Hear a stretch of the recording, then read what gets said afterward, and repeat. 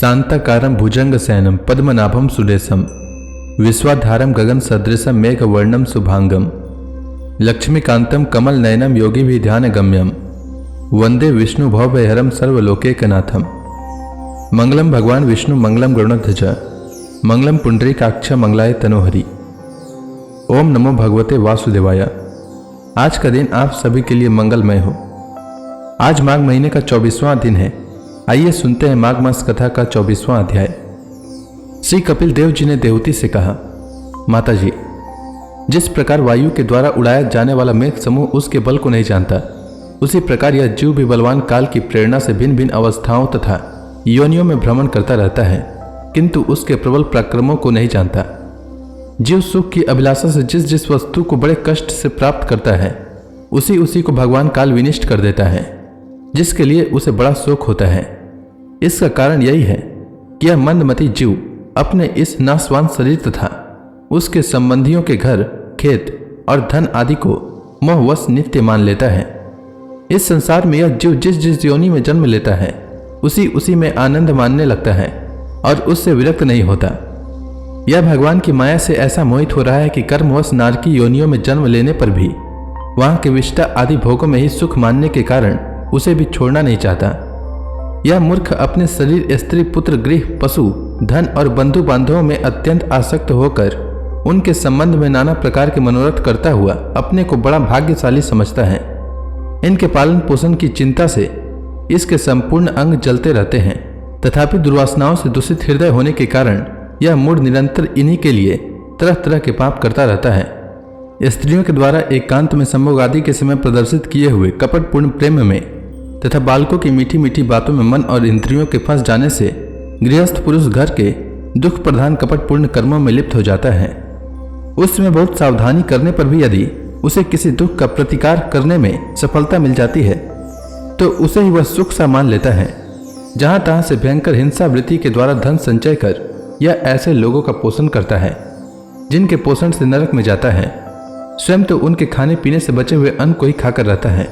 बार बार प्रयत्न करने पर भी जब इसकी कोई जीविका नहीं चलती, तो यह लोभवश अधीर हो जाने से दूसरे की धन की इच्छा करने लगता है।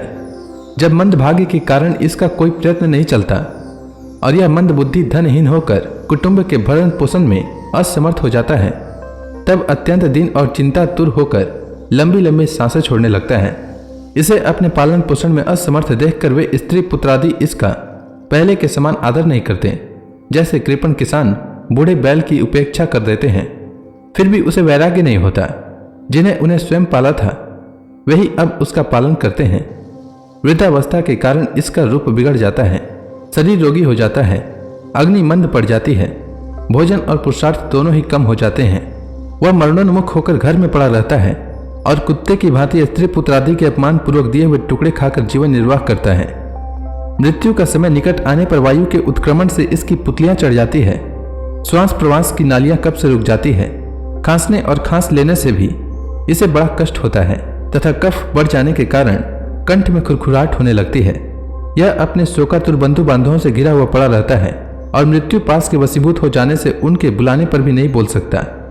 इस प्रकार जो मूढ़ पुरुष इंद्रियों को न जीत कर निरंतर कुटुंब पोषण में ही लगा रहता है, वह रोते हुए स्वजनों के बीच अत्यंत वेदना से अचेत होकर मृत्यु को प्राप्त होता है। इस अवसर पर उसे लेने के लिए अति भयंकर और रोष युक्त नेत्रों वाले जो 2 यमदूत आते हैं, उन्हें देखकर वह भय के कारण मलमूत्र कर देता है। वे यमदूत उसे यातना देह में डाल देते हैं और फिर जिस प्रकार सिपाही किसी अपराधी को ले जाते हैं, उसी प्रकार उसके गले में रस्सी बांधकर बलात् यमलोक की लंबी यात्रा में उसे ले जाते हैं। उनकी घुड़कियों से उसका हृदय फटने और शरीर कांपने लगता है। मार्ग में उसे कुत्ते नोचते हैं। उस समय अपने पापों को याद करके वह व्याकुल हो उठता है। भूख प्यास उसे बेचैन कर देती है तथा घाम, दावानल और लुओं से वह तप जाता है। ऐसी अवस्था में जल और विश्राम स्थान से रहित उस तप्त बालुका में मार्ग में जब उसे एक पग आगे बढ़ने की भी शक्ति नहीं रहती, यमदूत उसकी पीठ पर कोड़े बरसाते हैं, तब बड़े कष्ट से उसे चलना ही पड़ता है। वह जहां तहां थक कर गिर जाता है, मूर्छा आ जाती है, चेतना आने पर फिर उठता है। इस प्रकार अति दुखमय अंधेरे मार्ग से अत्यंत क्रूर यमदूत उसे शीघ्रता से यमपुरी को ले जाते हैं। यमलोक का मार्ग 99,000 योजन है। इतने लंबे मार्ग को 2 या 3 मुहूर्त में तय करके वह नरक में तरह तरह की यातनाएं भोगता है। वहां उसके शरीर को धधकती लकड़ियों आदि के बीच में डालकर जलाया जाता है। कहीं स्वयं और दूसरों के द्वारा काट काट कर उसे अपना ही मांस खिलाया जाता है। यमपुरी के कुत्तों अथवा गिद्धों द्वारा जीते जी उसकी आंतें खींची जाती है। सांप, बिच्छू और डांस आदि डसने वाले तथा डंक मारने वाले जीवों से शरीर को पीड़ा पहुंचाई जाती है।